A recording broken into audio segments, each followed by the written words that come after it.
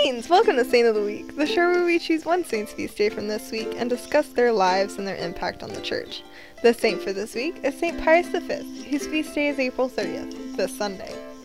Pius was born with the name Antonio Ghislieri in Bosco, Italy, on January 17, 1504. His family was poor, and Antonio worked as a shepherd until he was 14 years old, when he joined the Dominicans, taking the name Michele. He was ordained in 1528. Michele studied at Bologna and Genoa and taught theology and philosophy for 16 years. Afterwards, he was appointed Master of Novices and Prior for several Dominican houses. He was also given the position of Inquisitor for the cities Como and Bergamo, and he was so good at his job that Pope Julius III appointed him Commissary General of the Inquisition in 1551. In 1555, a new pope was elected, Pope Paul IV. Paul appointed Michele Bishop of Nepi and Sutri in 1556, Cardinal in 1557, and Grand Inquisitor of all Christendom in 1558. Pope Paul died and was replaced by Pope Pius IV in 1559, and the new pope appointed Michele Bishop of Mondovi in Piedmont.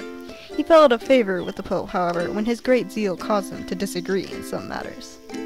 In 1566, Pope Pius IV also died, and Michele was unanimously elected to be his successor. Taking the name of Pius V, he set to work implementing the major reforms decreed by the Council of Trent. He enacted many reforms and published a new missal, breviary, and catechism. He declared St. Thomas Aquinas a doctor of the Church and commanded that a new edition of Thomas's works be published. At the time, Europe was under attack by the Ottoman Empire. Pius formed an alliance between Venice and Spain and finally defeated the Turks in the Battle of Lepanto on October 7, 1571. He credited the victory to the intercession of the Blessed Virgin Mary, as he had encouraged Catholics all over Europe to pray the Rosary.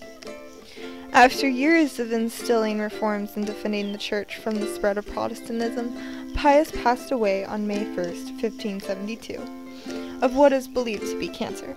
His body is kept in St. Peter's Basilica. He is the patron saint of Valletta, Malta, Bosco Marengo, Italy, Pietrelcina, Italy, Roccaforte, Mondovi, and the Diocese of Alessandria.